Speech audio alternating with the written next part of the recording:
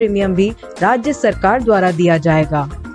अन्य परिवार 850 रुपए प्रति वर्ष के मामूली प्रीमियम पर योजना से जुड़ सकते हैं। सभी के स्वास्थ्य के लिए एक सार्वभौमिक स्वास्थ्य योजना।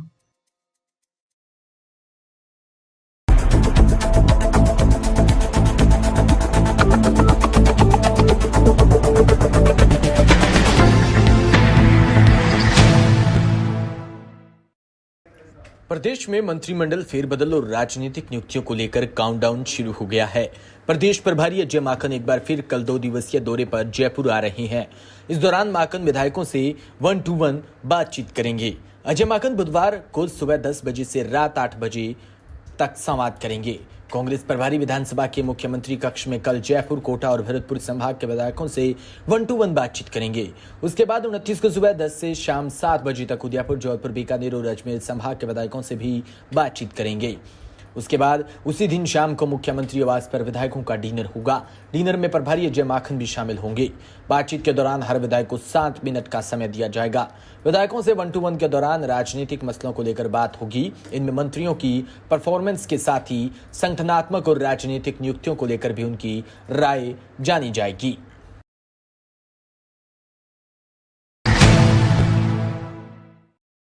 खबर सिरोही से माध्यमिक शिक्षा बोर्ड परीक्षा सत्र 2019-20 के परीक्षा कॉपी घर बैठकर जांचने वाले परीक्षकों को मानदेय नहीं मिला है। राजस्थान राज्य कर्मचारी महासंघ ने मुख्यमंत्री अशोक गहलोत, शिक्षा मंत्री गोविंद सिंह डोटासरा व माध्यमिक शिक्षा बोर्ड के अध्यक्ष धर्मपाल जारोली को पत्र लिखकर मेल कर माध्यमिक शिक्षा बोर्ड 10वीं व 12वीं की परीक्षा कॉपियां जांच करने के मानदेय भुगतान की मांग की है। महासंघ के मीडिया प्रभारी गोपाल सिंह राव ने बताया कि सत्र 2019-20 के बोर्ड परीक्षा के उत्तर पुस्तिकाओं के जांचने का मानदेय आज तक लंबित है। माध्यमिक शिक्षा बोर्ड ने मानदेय भुगतान में दोहरा मानदंड रखा है। जिन्होंने जांच केंद्र राजकीय बालिका उच्च माध्यमिक विद्यालय सिरोही में बैठकर बोर्ड की कॉपियां जांच की, उनको तो बोर्ड ने मानदेय का भुगतान कर दिया, लेकिन जिन्होंने कोरोना काल शुरू होने तक सेंटर बंद होने के कारण जिला शिक्षा अधिकारी माध्यमिक सिरोही के आदेशों व निर्देश अनुसार घर पर ले जाकर कॉपियां जांच के उनको मानदेय नहीं दिया गया है। 2021-22 शुरू हो गया है, लेकिन सत्र 2019-20 के माध्यमिक शिक्षा बोर्ड की कॉपियों की जांचने का मानदेय आज भी बकाया चल रहा है। कोरोना काल शुरू होने के कारण सत्र 2019-20 की कॉपियां जब चेक हो रही थी, उस समय काफ़ी कॉपियां है वो जांच केंद्रों पर चेक हो गई थी। उन सभी कॉपियों के जांचने का जो मानदेय है वो उनको मिल गया, लेकिन कोरोना काल चलने के कारण जांच केंद्र है वो बंद कर दिए गए और कुछ कॉपियों के बंडल, सिरोही जिले में लगभग 94 बंडल थे जिनमें लगभग 40,000 कॉपियाँ थी, वो विषय विशेषाध्यापकों को दी गई और उन्होंने अपने घर पे बैठ कर के जाँच की और जाँच करके सही समय पर जमा कराया, जिससे बोर्ड का परीक्षा परिणाम घोषित हो गया।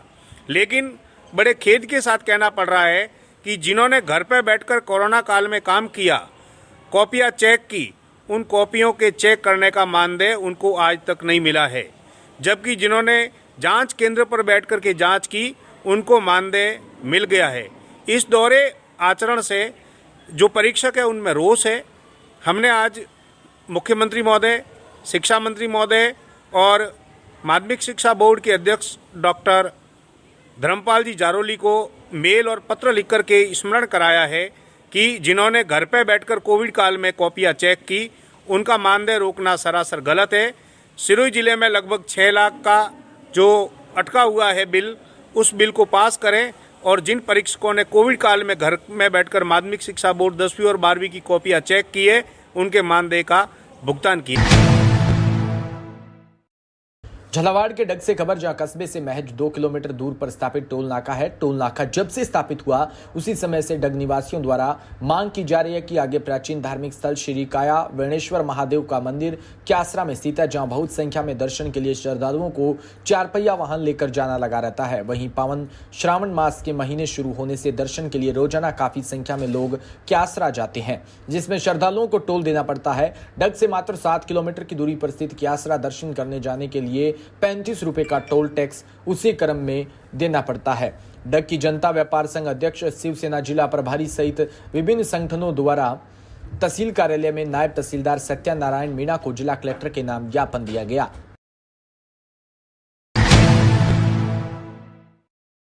राजस्थान विधानसभा के मकराना विधायक रूपाराम मोरावतिया राजधानी जयपुर के नेवटा गांव में निजी दौरे पर रहे।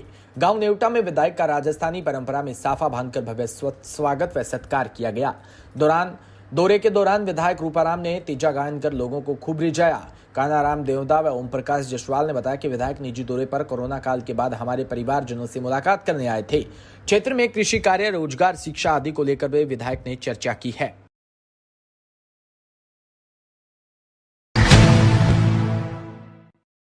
खबर रायसेन नगर से। जनता की सेवा करने के लिए और अपनी आवाज को शासन प्रशासन तक पहुंचाने के लिए जनता जनप्रतिनिधि का चुनाव करती है।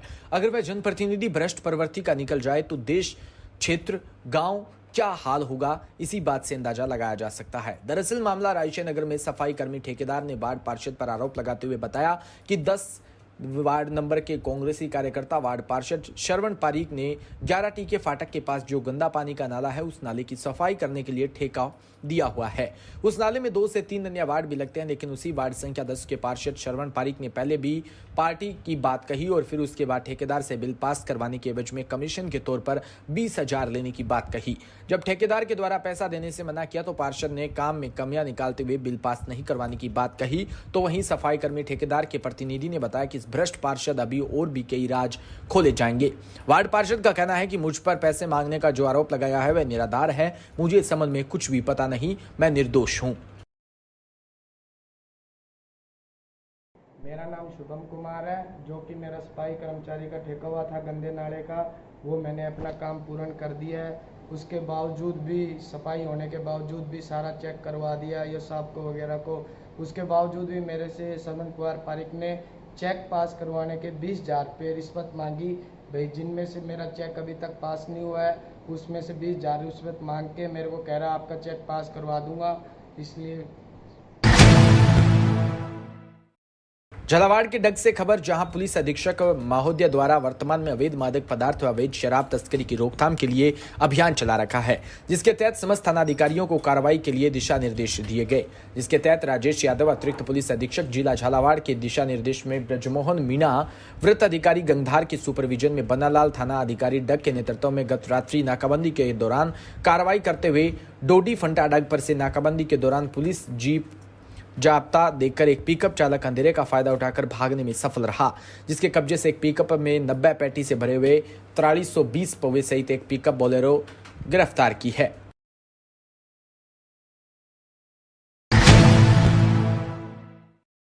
अलवर से खबर, जहां शहर में पानी की समस्या लगातार बनी हुई है। लोगों को जलदाय विभाग के अधिकारियों को आश्वासन के अलावा कुछ नहीं मिलता। शहर के वार्ड नंबर 14 में बजाजा बाजार में पिछले 6 महीनों से पानी की समस्या बनी हुई है। वार्ड के लोग काफी बार जलदाय विभाग के चक्कर लगा चुके हैं, लेकिन हमेशा आश्वासन मिला है। मंगलवार को वार्ड के लोगों ने वार्ड में जलदाय विभाग के खिलाफ नारेबाजी की। वार्ड के लोगों ने बताया कि वार्ड में पहले एक लाइन में पानी आता था और अब उस लाइन में पानी आना बंद हो गया, जिससे वार्ड के लोगों को काफी परेशानी का सामना करना पड़ रहा है। जी बताएं आंटी। 6 महीना होगा भाई, यहाँ पानी की इतनी समस्या है। कभी टैंकर डलवा रहे हैं, कभी प्याऊ पास ला रहे हैं, कभी कोई का घर से जा जाके ला रहे हैं। कोरोना में कोई पानी भर के भी राजी ना है, पानी को देने को राजी नहीं है। 14 नंबर वाड़े पानी की ज्यादा परेशानी पानी की इतनी परेशानी, बस पूछो मत। कहाँ से जावा, बड़े बुजुर्ग हम आदमी कहाँ से जावा। पानी 6 महीना होगा पानी आए, जनवरी का महीना का पानी आया यहाँ। अभी आप किसी से मिलेंगे, जलदाय विभाग के अधिकारी से मिलेंगे? हाँ, सबसे मिल लिया। फोन रोज ही ना फोन कर रहे हैं, करवा रहे हैं, आश्वासन नहीं दे रहे हो? कोई नहीं। कभी मोटर खराब है, कभी टंकी ना भरी, कभी कुछ ना हुई हो। हम तो इतना परेशान होगा, जैसे कि तो हमारे पानी को वाकरो नहीं, हम तो जहर खा के। कौन सी जगह है ये? सिद्धिपुरा मोहल्ला, वार्ड नंबर हनुमान जी गली, सिद्धिपुरा मोहल्ला 14 नंबर। कितने घरों में परेशानी आ रही लगभग? ये पूरा मोहल्ला खड़ा है, सारो ही मोहल्लो, पूरा मोहल्ला में ना आ रहे हो कहीं भी। जी क्या समस्या है? पिछले 6 महीने से वार्ड नंबर 14 हनुमान जी गली सिद्धिपुरा मोहल्ला, यहाँ पानी की विकट समस्या। मतलब 5 मिनट पानी एक बाल्टी भी मुश्किल से ही आता होगा। आता ही कहाँ है? और 10 दिन से तो बिल्कुल एक बूंद पानी नहीं आ रहा। पानी बिल्कुल भी नहीं आता है, बिल्कुल भी नहीं। तो गुजारा कैसे कर रहे हो आप लोग पानी का? बाहर बाजार से प्याव से इधर से लेकर आते, टैंकर मंगवाते। कहाँ शिकायत करी 6 महीने से अभी तक आपने? जे इंसाफगन कर ली, क्या इंसाफगन कर ली। क्या आश्वासन मिल रहा है? और 4-5 बार हम हो भी आए सारे के सारे मोहल्ले वाले। क्या आश्वासन मिल रहा है? बस कर देंगे, हो जाएगा। कौन सी जगह है? हनुमान जी गली सिद्धपुरा मोहल्ला, वार्ड कौन से? Ward number 14। इसकी शिकायत आपने पार्षद को करी? पार्षद को नहीं करी। पार्षद तो मर गए। पार्षद हमारी सुनी है, बेकार है वो तो। क्या नाम है आपका? मेरा घनश्याम शर्मा। जोधपुर के तिवरी से खबर, जहां पंचायत समिति के सभागार में कंस इंटरनेशनल व मरुधर गंगा सोसाइटी के संयुक्त तत्वाधान में संचालित प्रो ऑर्गेनिक परियोजना के अंतर्गत ब्लॉक स्तरीय जागरूकता कार्यशाला में यह विचार पर्यवेक्षक कृषि अधिकारी बाबूलाल जोया ने रखे। उन्होंने बताया कि तिवरी क्षेत्र के किसान जीरा व सब्जी उत्पादन करते हैं। यदि इन दोनों फसलों में जैविक पद्धति अपनाई जाए तो यहाँ के किसानों को अच्छा मुनाफा हो सकता है। आयोजित कार्यशाला में पशुपालन विभाग तिवरी से NR चौधरी ने जैविक खेती में पशुपालन के महत्व को बताया। उन्होंने उन्नत पशुपालन व प्रबंधन के बारे में विस्तार से जानकारी दी। आज मरुधर गंगा सोसाइटी और कट्स के द्वारा ब्लॉक स्तरीय पंचायत समिति तिवरी में जैविक खेती पर कार्यशाला रखी गई है, जिसमें काफ़ी गाँव से यानी कि ग्राम पंचायत से काफ़ी लोग किसान लोग आए हैं और विभिन्न विभागों से भी पदाधिकारी पधारे हैं, जिसमें जैविक खेती के ऊपर विस्तृत जानकारी दी गई है। क्योंकि आज के दौर में रासायनिक दवाई हो चाहे खाद हो, उसका प्रचलन ज़्यादा बढ़ा हुआ है और उसके दुष्परिणाम हमारे सबके सामने हैं। इसलिए ये बहुत ही ज़रूरत हो गई है आज की तारीख में कि हम जैविक की तरफ बढ़ें।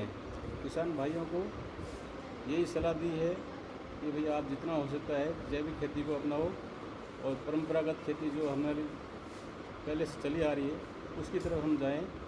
चाहे अभी हो सकता है मुनाफा कम हो, लेकिन धीरे धीरे मनुष्य के स्वास्थ्य को देखते हुए, भविष्य को देखते हुए हमें जैविक खेती अपनाना बहुत ज़रूरी है। श्याम, फॉरेस्ट डिपार्टमेंट ओसिया से।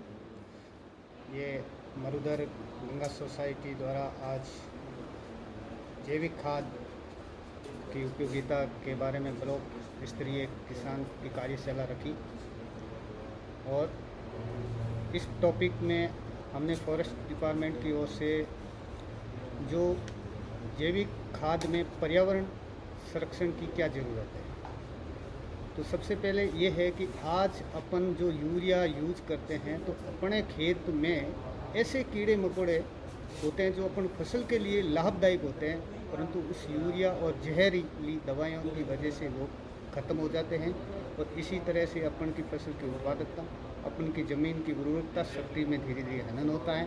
तो इसी प्रकार से प्रत्येक जीव एक दूसरे पे निर्भर रहता है। तो अपन को पर्यावरण को संरक्षण करने के लिए से ज़्यादा अपने खेत की मेड़ पर चारों तरफ से ज़्यादा पेड़ पौधे लगाए और उस पेड़ पौधों की जो पत्तियां हैं सड़न गलन करके उसे अपन अच्छा खाद बनाकर और गोबर में मिला के गायों का, इसी प्रकार से कई प्रकार के अपन अच्छा जैविक खादों के लिए उपयोग में लेके अपन आगे की आने वाली पीढ़ी के लिए अपन एक सुरक्षित स्थान को छोड़ सकते हैं। यही मेरा संदेश है। चूरू के बिदासर से खबर, जहां श्री राम निस्वार्थ सेवा संगठन ने कारगिल विजय दिवस पर जुलूस निकाल शहीदों को याद किया। चौरड़िया बस स्टैंड से शुरू हुआ जुलूस कस्बे के मुख्य मार्गों से होते हुए गांधी चौक पहुंचा, जहां बड़ी संख्या में लोगों ने अमर जवानों के चित्र पर पुष्पांजलि अर्पित की। वहीं जुलूस के दौरान सेना के रिटायर्ड कैप्टन विजय सिंह बेनाथा व नेमाराम सुथार खुली गाड़ी में सवार नजर आए, जिनका लोगों ने पुष्प वर्षा कर अभिवंदन भी किया। भारत देश के लिए नहीं, काफ़ी विश्व प्रसिद्ध दिन है और इस दिन का जो त्यौहार के रूप में आज मनाया है वो एक मिसाल कायम की है हमारे बिदासर की राम निस्वार्थ सेवा संघ ने। तो इसी तरह लोगों में जागरूकता लाने की आवश्यकता है। ये रमेश जी और संदीप जी व मास्टर जी ने प्रयास किया और काफ़ी प्रयास के बाद में बहुत ही अच्छा, बहुत से बहुत अच्छा फंक्शन हुआ है। आगे भी होता रहे। इन्होंने जो लगन लगा रखी है, जो हमेशा लगन रहता है आदमी, वो हमेशा आगे बढ़ता रहता है और इसकी प्रोग्रेस आगे और भी देखने को मिलेगी, यही हम कामना करते हैं। बस्सी से खबर, जहां विधानसभा क्षेत्र बस्सी में सोमवार को बस्सी एसडीएम व वकील के परिसर में बैठने की सीट को लेकर कहासुनी के बीच एसडीएम की खुलेआम दादागिरी वाला रूप सामने आया। अधिवक्ता दारा सिंह गुर्जर ने बस्सी एसडीएम रामकुमार वर्मा पर गाली गलौज करने व टेबल सहित थाने में बंद करवाने की धमकी देने का आरोप लगाते हुए बस्सी कोर्ट में इस्तगासे के जरिए मुकदमा दर्ज करवाया है। इसके साथ ही वकीलों ने अधिवक्ता के साथ गाली गलौज करने व टेबल सहित थाने में बंद करवाने की धमकी दिए जाने से नाराज होकर सिविल कोर्ट परिसर व उपखंड कार्यालय में पैदल मार्च करते हुए एसडीएम कार्यालय का घेराव किया। घेराव करने के बाद वकीलों ने एसडीएम को कार्यालय से बाहर आकर बातचीत करने के लिए बुलाया, लेकिन जब एसडीएम कार्यालय से बाहर नहीं आए तो वकीलों ने कार्यालय के बाहर ही दरी बिछाकर धरना प्रदर्शन किया।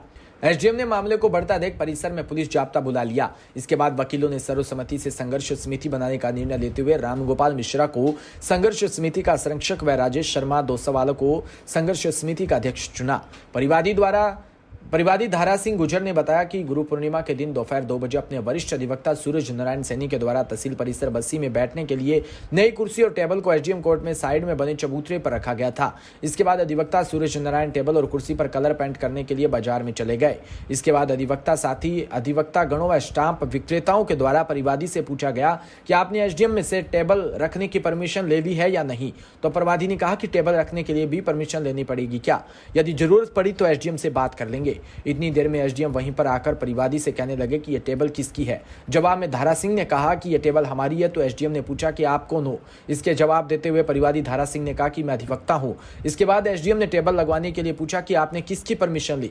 जवाब देते हुए धारा सिंह ने कहा कि किसी की भी परमिशन नहीं ली। इसके बाद एसडीएम ने कहा कि अगर तहसील परिसर में टेबल रखनी है तो 50,000 रुपए देने पड़ेंगे। इस पर परिवादी ने एसडीएम से कहा कि तहसील परिसर तो सरकारी कार्यालय है, इसमें पैसे किस बात के लगेंगे। इतना सुनते ही एसडीएम आग बबूला हो गए और परिवादी के साथ गाली गलौज करते हुए अभद्र भाषा का प्रयोग किया।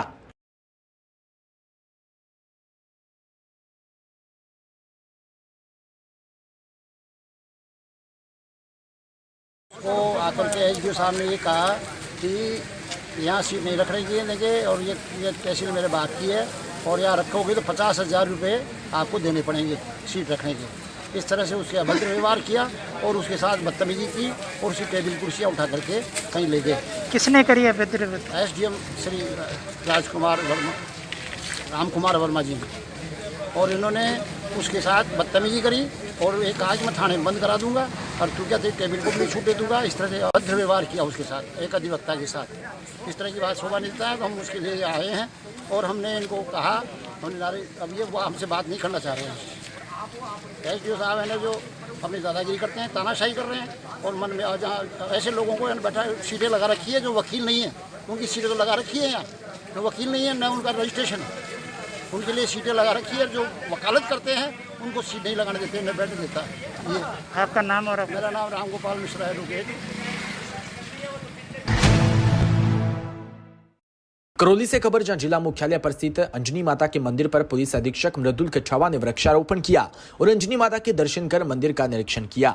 करौली स्थित अंजनी माता के मंदिर पर पुलिस अधीक्षक मृदुल कछावा ने प्योर इंडिया ट्रस्ट के नेतृत्व में एक पेड़ आपके द्वारा अभियान के तहत वृक्षारोपण ट्रस्ट की पहल की सराहना की।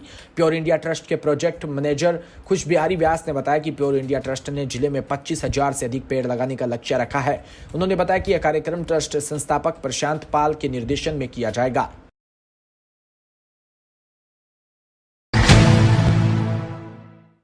खबर श्री गंगानगर से, जहां सूरतगढ़ विधानसभा क्षेत्र में शिक्षा व सामाजिक युवा मंडल समिति घमंडिया के द्वारा देश के पूर्व राष्ट्रपति भारत रत्न डॉक्टर एपीजे अब्दुल कलाम की पुण्यतिथि पर घमंडिया में राजकीय विद्यालय में doctor APJ Abdul Kalam park में साफ सफाई व पौधारोपण किया, जिसमें संस्था प्रधान प्रेम सुथार, मदन धर्मपाल, कुलदीप सहित अनेक लोग उपस्थित रहे।